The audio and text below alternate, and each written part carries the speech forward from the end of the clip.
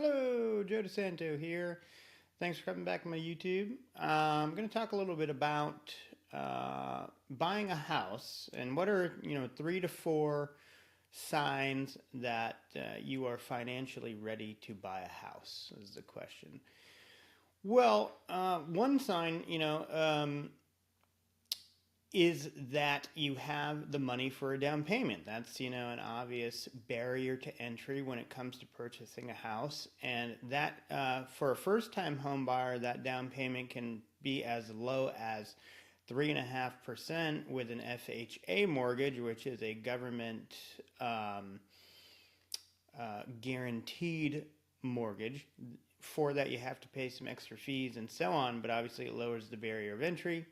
And you could pay as high as 20%, which is kind of like the standard down payment. And most first-time home buyers, don't pay that much though.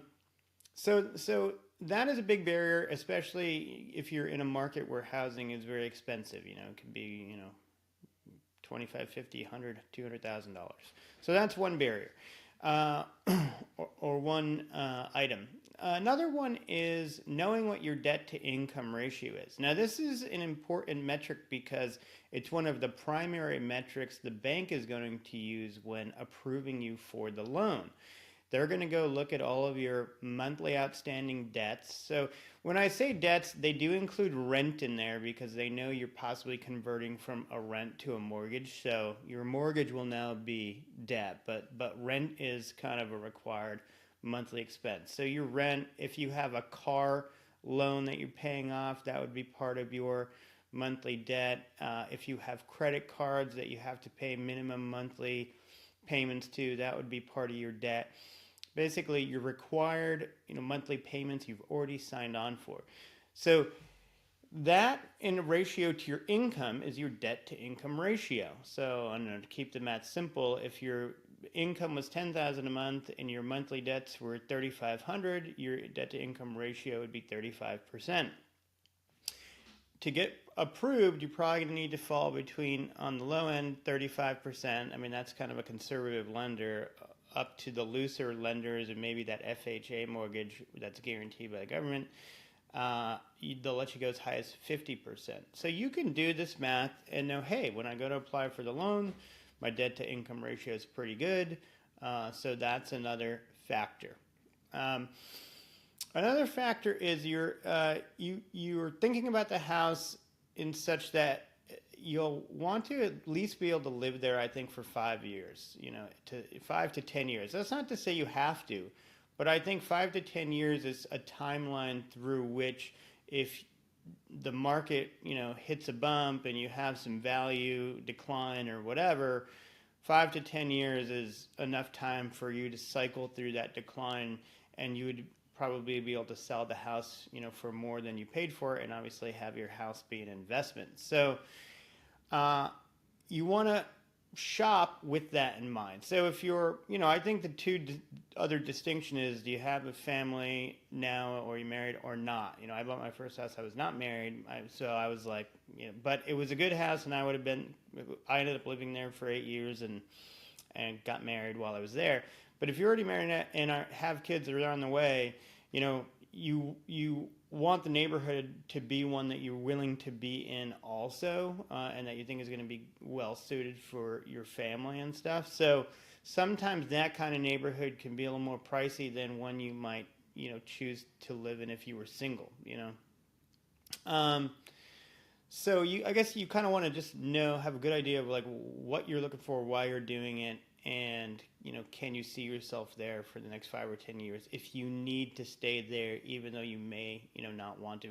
Another thing to consider is having some cash available for unexpected maintenance and things like that at the house. A lot of the time you buy a house and you get it inspected and you kind of know it's coming, but inevitably you're going to run into some house maintenance, and you want to have at least some money available to deal with that. Maybe up to $3,000 to $5,000 or something like that. I mean, you can sort of commingle this with an emergency fund if that's something that you have. that's another point to make. Generally, people will recommend that you have at least a bit of a cash cushion in terms of an emergency fund before you go buy the house. So you could consider your emergency fund being used for some unexpected, critical repair that the house needs, like the air conditioning breaks or, a pipe bursts or something, who knows. But these things do happen. Now, emergency fund is a kind of debatable topic. Some people say you need 6 months of cash. I don't, I have my own thoughts on emergency fund, but at least a couple months of cash is great to have as an emergency fund. And then also credit, because I wouldn't necessarily put off buying a house if the opportunity were there, because I only had 2 months of an emergency fund and I really want to have 6 months. I would buy the house. So another thing to think about there. The other probably last thing to, major pivotal thing in getting a house is your credit score.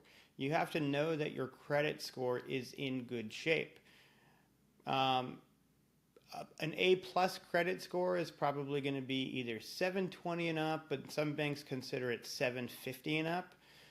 I think if you're below 680, you're either going to struggle to get approved for a mortgage, or the mortgage you're going to get approved for is going to come at a higher interest rate.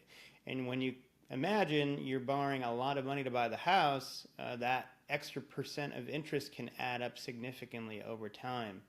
So you want to make sure your credit score is in good order. You can go check that out for free. I use Credit Karma. I really like it. It's easy and it's free, and they'll give you tips on how you can lower your credit score. Ironically, one of the best ways to lower your credit score is to clear out as much credit card debt that you have. The less percentage use of your credit card debt versus your total credit card available limit significantly affects your credit score. And also, by paying credit cards down before buying a house, that will improve your debt to income ratio, because your required monthly payment is now lower. So, I think if you have a tremendous amount of credit card debt, that might be something you would attack a little bit more directly before you buy the house. But, I had credit card debt when I bought my first house, and then the house went up in value a lot, and then I got a home equity line of credit, paid off the credit card debt, reduced my interest rate significantly, and then made the interest tax deductible. So it was like a win-win. And if I had waited to pay off my credit cards in full before I bought a house, God, that could have been yet another 2 or 3 years. So I'm not recommending that entirely, but, credit card debt is something to consider. Okay, I think that's good for now. If you had any questions or wanted some more tips, throw a comment down there. Thanks.